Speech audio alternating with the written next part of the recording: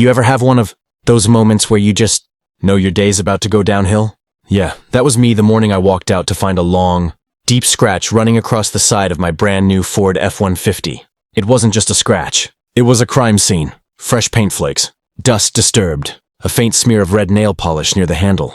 And the kicker? The security camera across the street caught everything. Rewind a few hours, and there she was. Linda Pierce, the HOA president's wife. Designer sunglasses, leopard print cardigan, her little dog in one hand, a latte in the other. She brushed up against my truck, looked around, saw no one, and dragged her keys along the side like she was signing her name. I remember standing there frozen, the disbelief boiling into fury. This wasn't just a random act. It was personal. Why? Because I'd refused to repaint my mailbox. Last week after the HOA said the shade of blue was too cheerful, Linda and her husband Frank, the HOA president, had been looking for a way to make an example of me ever since. I took a deep breath, grabbed my phone, and started recording the footage off my neighbor's camera. I wasn't about to let this slide. That afternoon, I walked into the HOA office with the video queued up, ready to show Frank exactly what his wife had done. But before I could even hit play, he smirked. "Ah, you must be here about the violation notice," he said. "Violation?"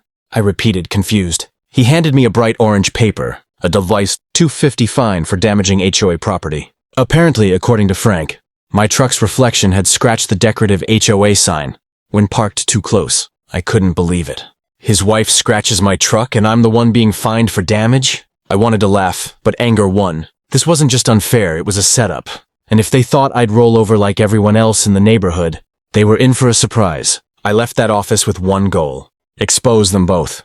And trust me, things were about to get a lot uglier than a scratch on a truck. 3 days later, the monthly HOA meeting rolled around. Perfect timing.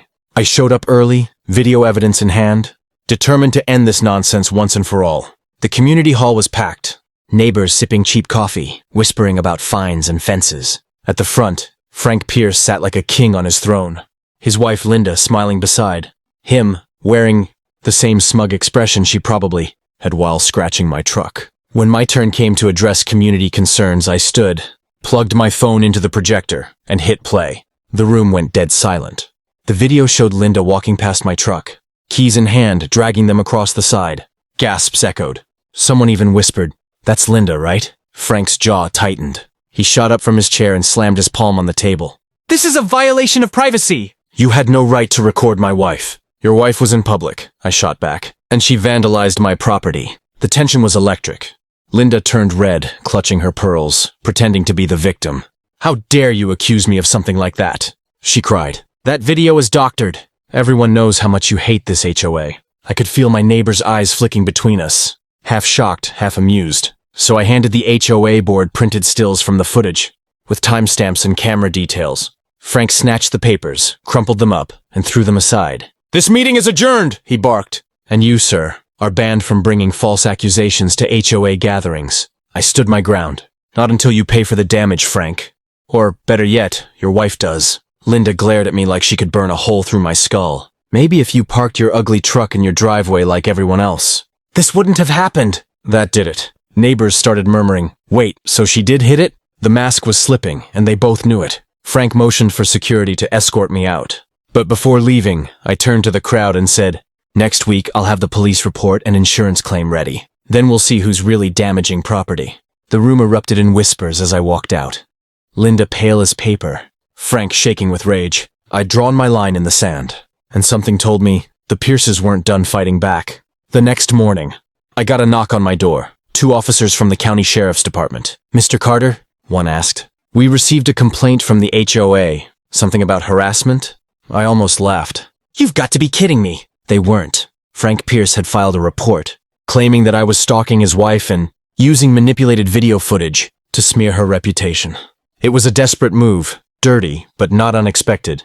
I invited the officers inside, played them the original security footage straight from my neighbor's camera, and handed over the HOA fine letter for damaging property. The officers exchanged looks. "Mind if we make a copy of that video?" one asked. "Be my guest," I said. A few hours later, they paid the Pierces a visit, and that's when things really started to unravel. According to one of my neighbors who saw it all, Linda panicked the moment the police arrived.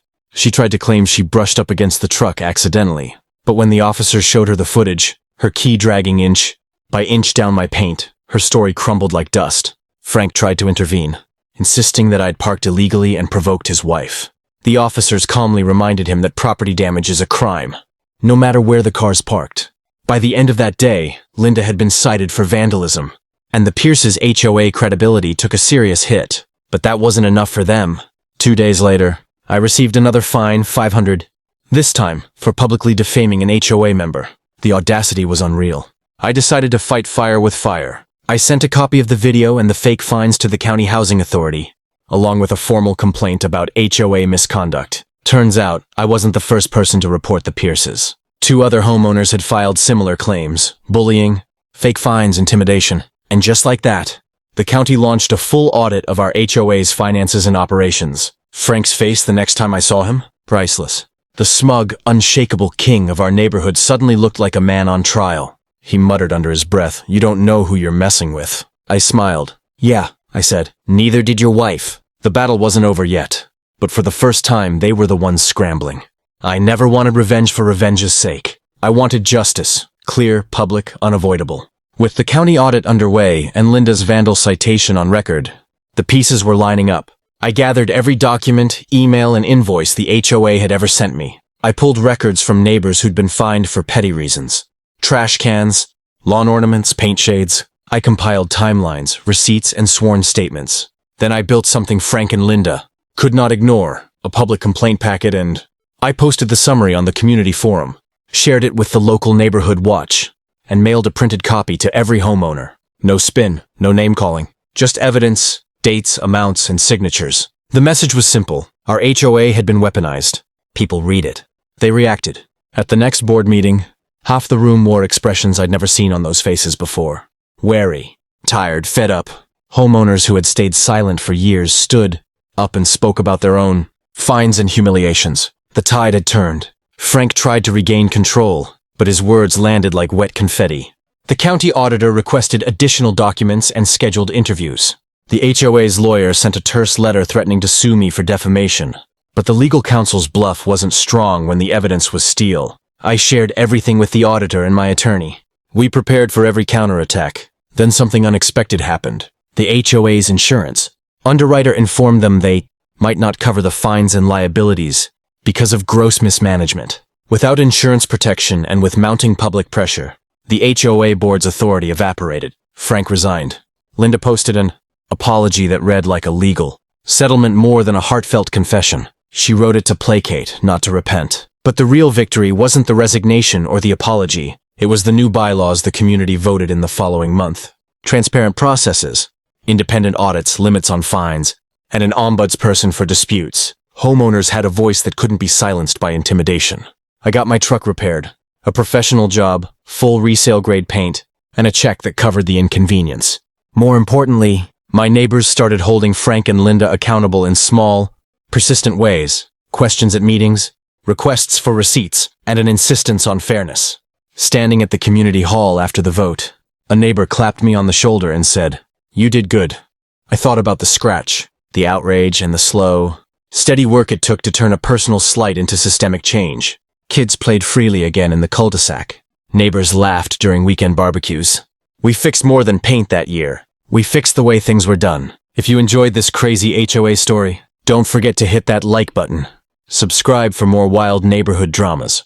And drop a comment telling me what you would have done in my place. Your support keeps these stories coming.